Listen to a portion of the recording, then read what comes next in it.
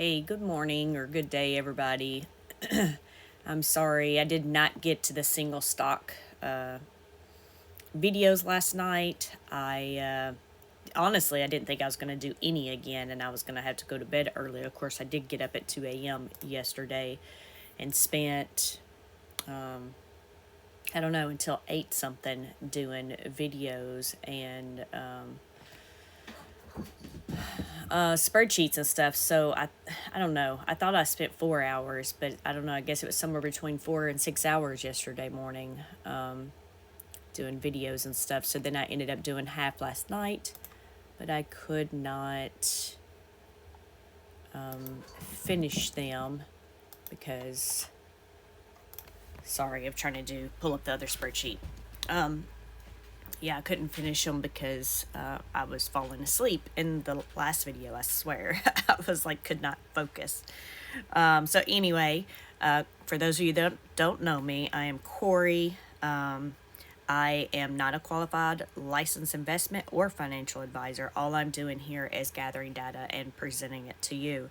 YieldMax ETFs are extremely risky, and you can see the risk listed here on the side that you can find on the YieldMax website that where they're fully defined there. If you have not watched the initial video, I suggest you go back to the initial video and just watch the first part of that. Obviously, you don't have to go through all the estimates and stuff after AIYY because those updated things will be in this video. Also, in this the video here, man, I just totally lost my train of thought. Oh, well, all this stuff is data driven. We don't know exactly how the data is calculated, so I just provide some of the numbers to you. You can make your own decisions on what you think it is. In fact, last night I did a challenge where people could submit theirs, and we had a winner on whoever was the closest. But I asked in my first, I think the first video, and nobody stated they wanted to do it. I thought about it again last night. So I guess it means we won't be doing one this month. And if they did state they want to do it, I don't know, send me a message, tag me, do something, because I don't recall seeing it. And I haven't been so great with messages and stuff lately. Been really busy. So we will do this format with where you can see all the data for one company on one screen. It has all the information you need. And then at the end, it is just a very bare minimum summary of just a few of the information here due to a couple of requests. So it's up to you if you want to look at this data or fast forward to the end. But we will start with AIYY here. We're only looking at a few key points now, and I won't just, go through what everything means. Again, that's in the initial video at the beginning, so please go back and watch that if you would like more information. So anyway, we're here at AIYY. It looks like total since our first video, since the weekend video, our shares have increased 75,000 shares. Our IV estimate here. So what I'm not going to do this video, and I did do it last video, I was looking at the last IV and looking at the amount and then trying to see if it was different. And honestly, it takes too much time to do that. It takes me more seconds to do that, and I have to keep doing it each one over and over, and there's lots of pauses. So I'm just going to read what we have here on the screen to make that part quicker. I'll just look to see what the difference is for the outstanding shares. But anyway, we have here a current range of 71 to 73 cents, or an average of 72 cents, using the implied volatility estimate, or the estimate based on the implied volatility as of yesterday and last month's distribution there. So we will move on to AMDY. Outstanding shares have increased since this weekend, 100,000.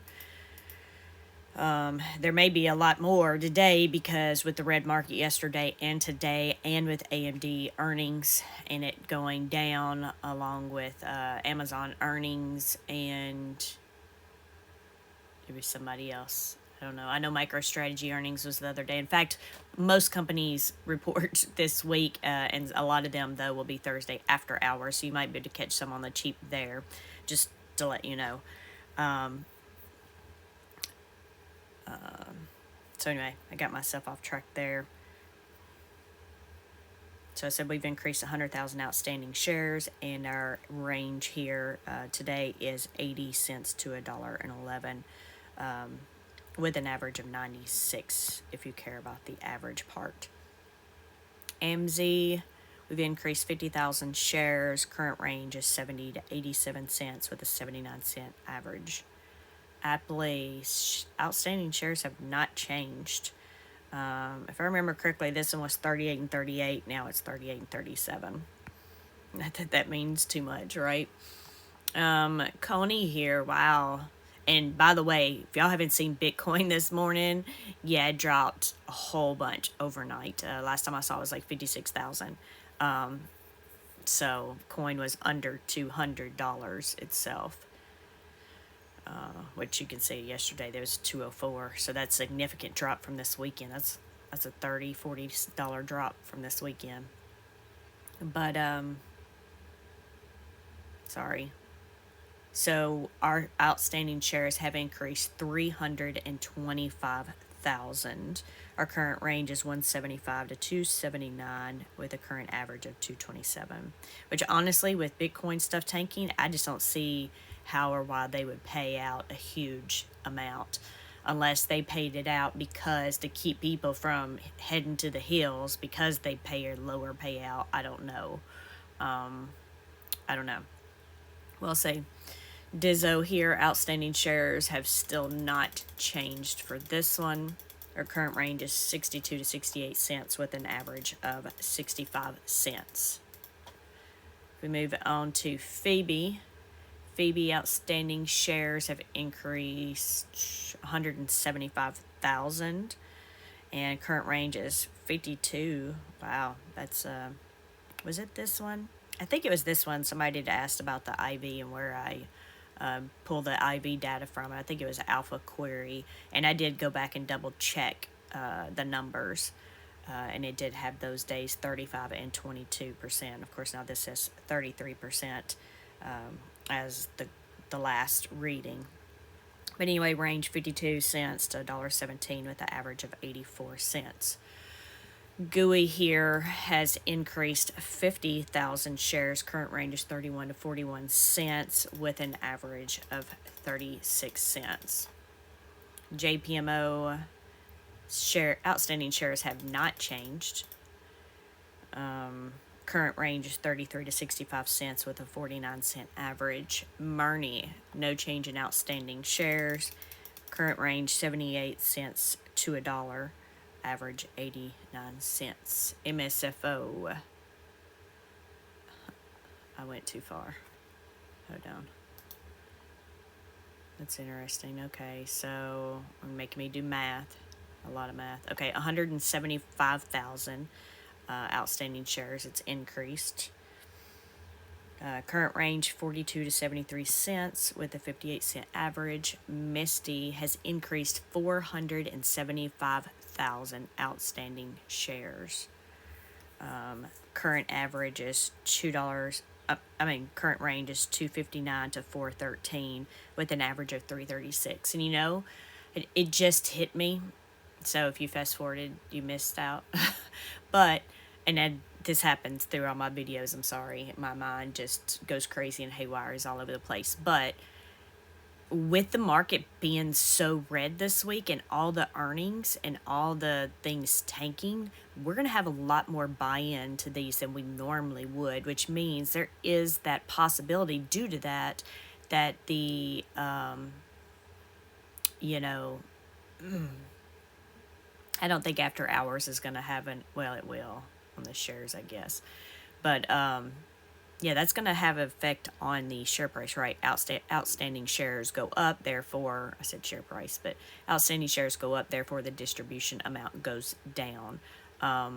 So there's a possibility that overall we could be down on on most of these, more than expected, just because of the outstanding share increasing probably pretty rapidly on some of these as the week continues. So anyway, just a thought that hit me there. Okay, so let's go on to Netflix outstanding shares. Wow, have not increased. Current range 40 cents to 81 cents with a 60-cent average. NVIDIA has only gone up 25,000 shares. Current range being 136 to 261 with an average of 198. Then we have OARC. Outstanding shares have not changed. Current range 35 to 48 cents with an average of 41. PayPay. Shares have increased 25,000, and they actually had good earnings, I believe, yesterday morning. Current range is 47 to 55 cents with a 51-cent average. Then we have Squee with no change in outstanding shares, and a range of 64 to $1.29 with a current average of 96 cents.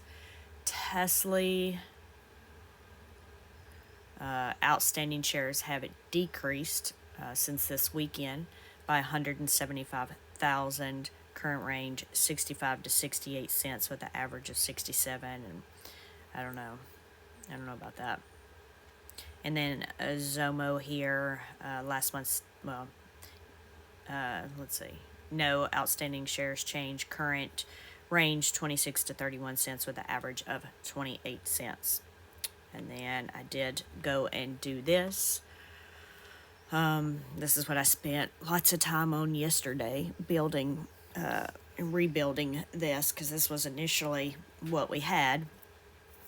But then we did lots of scrolling back and forth. So none of us liked that. I didn't like that, and nobody watching liked that. At least if they did, they didn't say. So we changed the format so everything was on one sheet for the ETF. So this right here is just going to be the bare minimum for this. But these are the same numbers that were on the sheet, the previous distribution with that yield, along with the implied volatility here and the estimated yield based on that, and the average.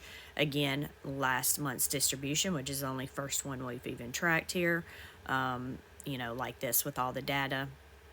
These two things were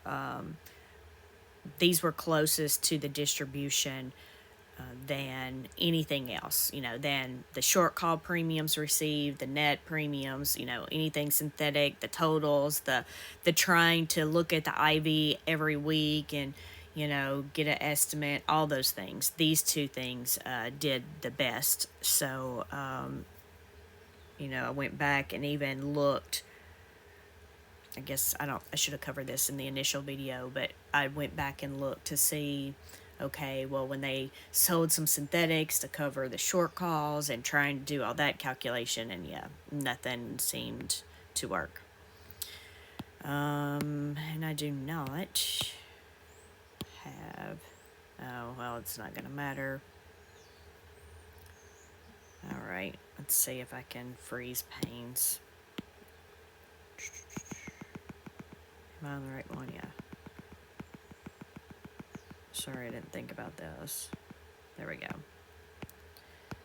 And then yesterday morning, I had this thought, and I went and did some things.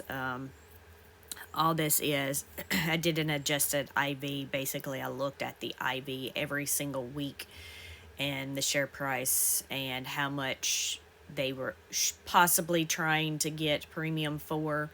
Because whether they get it or not, supposedly, it's what they were trying to get. I don't know.